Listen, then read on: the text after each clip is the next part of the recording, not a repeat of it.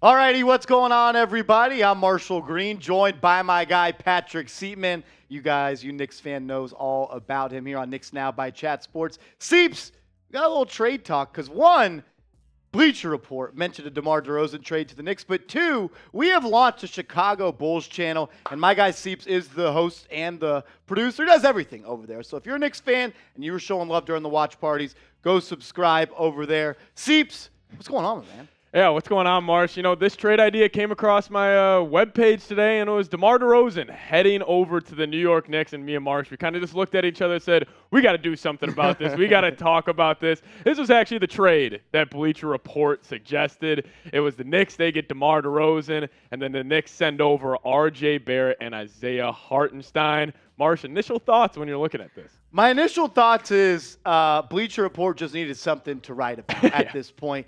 As Seeps being a Bulls fan, me being a Knicks fan, what's funny is I think both of us for a second were like, no, and then maybe yes. And I mean, you get the idea of this for both teams, right? I mean, I'll speak for the Knicks' point of view. You can take the Bulls. For the Knicks, you need another shot creator. You need another guy that can get their own shot in the half court. I just think trading RJ Barrett and Isaiah Hartenstein, who if you're not a Knicks fan, you probably don't have the love for Hartenstein that he probably deserves. Really energetic and good rim protecting, can move his feet laterally on defense off the bench as a big. But DeRozan's going to be 34 this summer. That's probably, if DeRozan was 30, maybe, but 34 is kind of just the sticking point for me. But I will admit, DeRozan is a great player. Just not better than Jalen Brunson, like Seeps may have one thought at one point. We don't need to bring that up.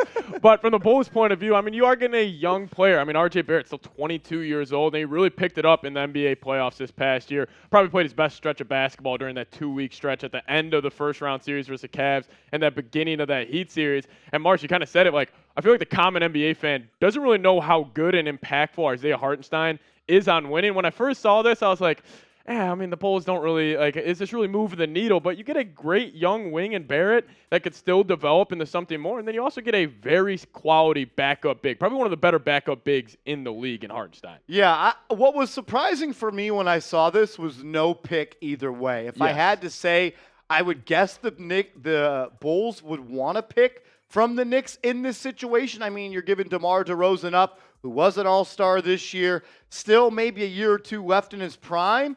I see why Bleacher Report came up with this, and I think it's interesting. We'll break this down some more. Yeah. What did Bleacher Report have to say about the trade? Yeah, so this was Zach Buckley from Bleacher Report, and he said this. He said, a deal like this would buy the Bulls some breathing room without completely abandoning the idea of competing sooner than later. Swapping out DeMar DeRozan for RJ Barrett would make Chicago younger and more defensively resistant on the wings. While DeRozan is a better scorer and creator now, things could shift Barrett's direction sooner than later. Meanwhile, the Knicks might see their playoff exit as a reason to add offensive firepower. He continued to say, DeRozan is the better player right now, whom they hope Barrett will one day become. Do this deal, and New York would have one of the league's top scoring trios in DeRozan, Brunson, and Julius.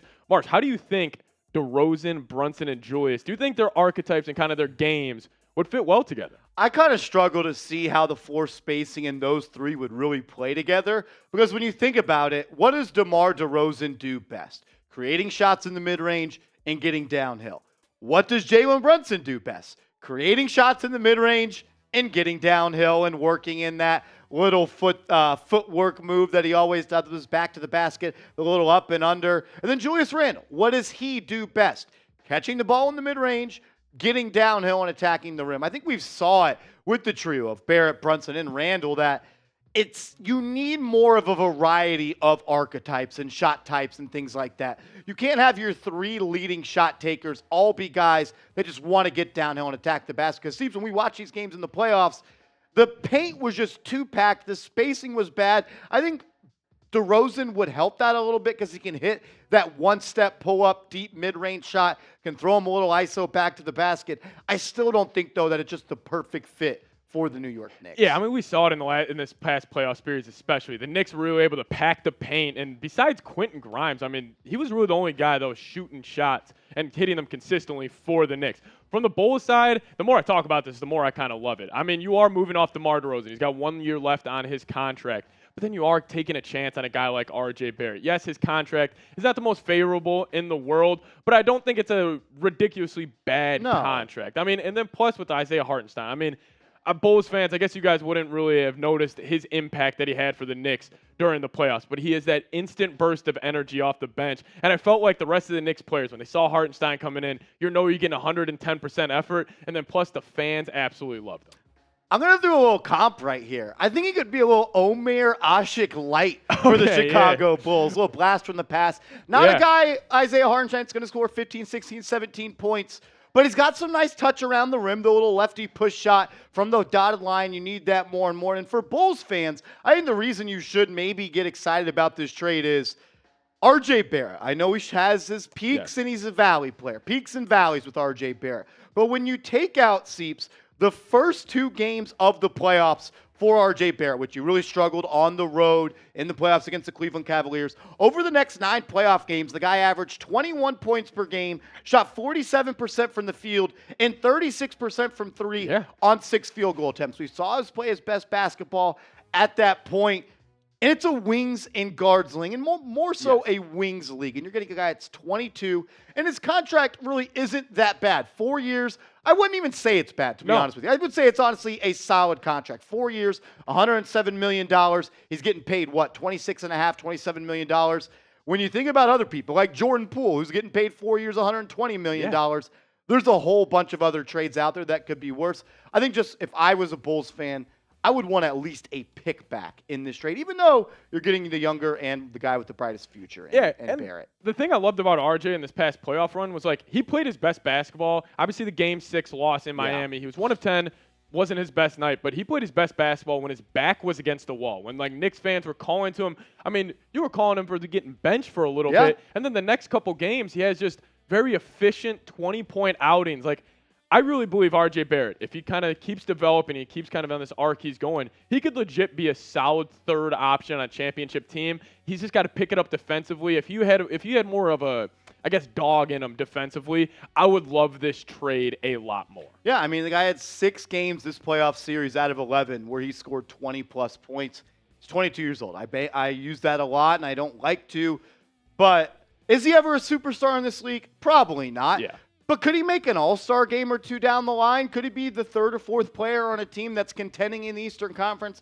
I absolutely think you do. I think, Seeps, the question you got to ask yourself if you're the front office of the Bulls is, who are we?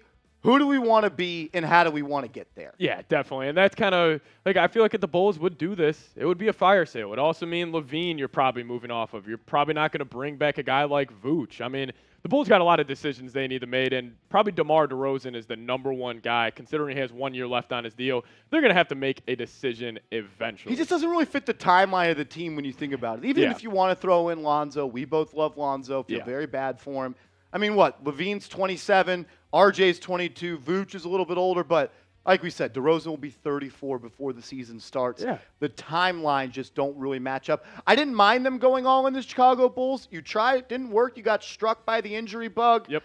And I don't think they're in a terrible spot either. I think it could be a very quick recovery if you look to maybe trade a DeRozan, or you trade a Zach LaVine, or maybe you pair Zach LaVine and RJ Barrett, Patrick Williams, maybe Zoe comes back in a year.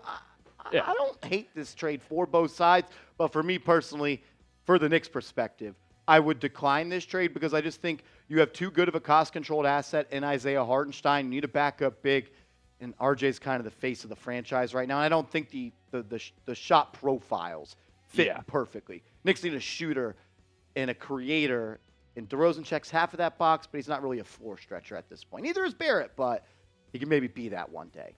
Yeah, we'll toss it your guys' way, though. Let us know in the comment section. Who do you guys think wins this trade? The Knicks receive, obviously, DeMar DeRozan, and then the Bulls will receive RJ Barrett and Isaiah Hartenstein. Let us know in the comments section. Give us an NYK for the Knicks, or give us a CHI for the Chicago Bulls.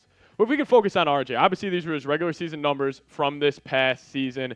He was good. I mean, obviously these numbers aren't going to blow you away. You would like the efficiency to be up there. But Marsh, I mean, he improved his three-point percentage during the playoffs this past season. He only shot 31% during the regular season. But again, RJ, he's 22 years old. We keep going back to that. But he just has so much room to develop into a more complete scorer because at the end of the day, he is more or less a one dribble get to the rim guy or just a straight up catch and shoot guy for the New York Knicks this past season. Yeah, and what I like about RJ is he's improved in his weaknesses from year to year. I mean, you go back to the 2022 season, he shot 59% at the rim. That went up to 64% in this season, so he clearly worked on that in the offseason. Obviously, the shooting is a little bit streaky at times from beyond the three-point arc. But when he is determined and he wants to get downhill at the frame he has at 6'6", 6'7", 220 pounds, he can forcefully get his way there, and that's why he averaged almost 20 points per game on 44% from the deck. I do think the three-point percentage is a little bit worrisome, but I don't believe that he can never be a decent three-point shooter. Like if RJ Barrett becomes a 35% three-point shooter and he's giving you 21, 22 points per night, I would say that's a winning basketball player in this league. I think the most winning basketball player in this trade, though, is Isaiah Hartenstein. Yeah. And that's probably, if you're just not a guy that lives for the NBA and you didn't watch a bunch of Knicks games, you might not feel that way.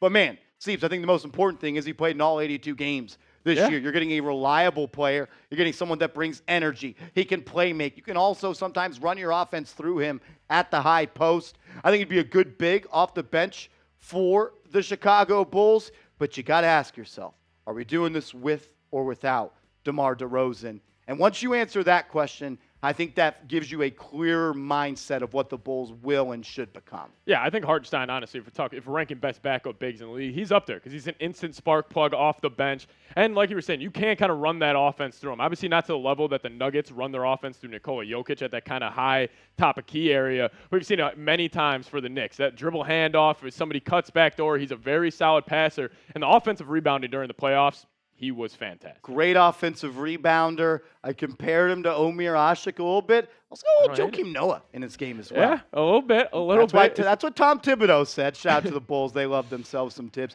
He said they kind of used him as a Joakim Noah guy. Seems so, but you're making a huge decision if you do move on for DeRozan. Yeah. And look, if this trade saga drags out until July, August, I think this trade is more likely for both teams. But if you're the Bulls, I don't think you want to bite at the first offer that comes your way for DeRozan either. No, because obviously you don't want to look desperate with trading a guy like DeMar. But I think the biggest question with DeMar, like you said, he's going to be turning 34 years old. How much does he have left in the tank? Like how many years of pretty much putting up this efficiency you see on your screen right now? 24 a game on 50% from the field, around 5 rebounds a game and 5 assists per game.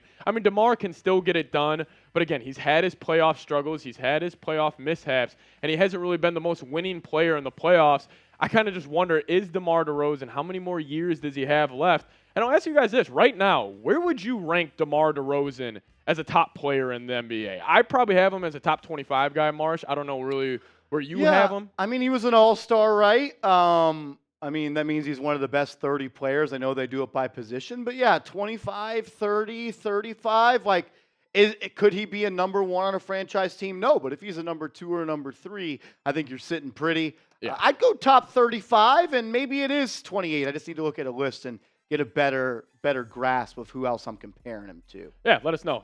DeMar DeRozan is a top blank player in the NBA. But again, you're looking at this Bulls roster, question marks around DeMar DeRozan, Zach LaVine. It's crazy when you look at this Bulls roster, even just their starting 5. You would think this would have been a team in the playoffs. You have 225 a game guys in DeRozan and LaVine. You have a solid big in Vooch. That's why I'm still just under the impression. Move off some of these guys, get younger, get more athletic. Let guys like Patrick Williams, Ayo DeSumo, even a Javonte Green or a Kobe White off the bench. I'm a big fan of those guys. But the number one guy I look at on this roster that I think needs more shots and needs more touches, Patrick Williams. He shot 41.5% from 3 this past season, and I think it'll almost be an addition by subtraction. You get rid of shots for DeRozan. Patrick Williams only took around 9 shots a game last year. Up that up to 15 and really see what you have there. Because, 10 points a game on solid splits for Patrick Williams. Guard 1 through 4. He's the one I'm most excited about if the Bulls were to move off a DeMar DeRozan. I like you said, you look at this roster for the Bulls, they're just missing Lonzo. Lonzo was the connecting piece, and it's so unfortunate. I'm right there with you. I'm a big fan of Patrick Williams. Maybe will never live up to the draft hype of where he got selected, but that doesn't mean that he can't be a great player in this league. I would honestly like him on the New York Knicks to play the power forward spot. Not saying he's better than Julius Randle, but I do think I like that archetype of player a little bit more defensive-minded for the Knicks. What do they need? They need shot creation, they need ball handling, and they need someone that can get a bucket. DeMar DeRozan checks a couple of those boxes, no doubt about it. But is it at the price or worth it of trading RJ Barrett? And I'm not saying he's some untradeable asset. That's not what I'm saying. Right deal comes along, and I'll ship RJ out very, very soon. But if you're going to build this team around Jalen Brunson, you need another player that is going to bring the best out of him and do things that he doesn't do. I'm just not sure if DeRozan is that guy. I think he would have helped in that series against the Heat. But I still think that the Knicks need more of a true three-point scorer than a guy that is an elite mid-range creator. Yeah, so, Marsh, we can wrap it up here. Trade comes across your screen. You're Leon Rose. Are you accepting this trade? I would not accept it in June. I would not accept it in July. I probably wouldn't accept it in August. But let's say September or October comes around. We couldn't get anything for RJ. I would entertain it, but at the end of the day, for me, I would still say no. I just think that DeRozan, kind of like I said for the Bulls, doesn't really fit that Knicks timeline. Like Jalen Brunson's 26, 27 years old. Do you want to have his co-star be a 34-year-old who has probably already touched the peak of his career? Yeah, definitely. I don't think RJ will ever be the player DeRozan is, but maybe you can move him in a deal and get something else. Yeah, both sides of this, I think I'm saying yes. I think the Bulls need to move on. DeRozan only have 1 year left on his deal.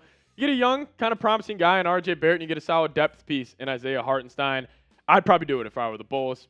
That's just me. I just do think they need to get younger and more athletic. RJ checks both of those boxes. Again, thank you guys so much. Subscribe to the Bulls and Knicks channels as always. For sure. If you're a Knicks fan and you know Seeps, go subscribe over there. What is it? YouTube.com/@BullsReport. Yeah.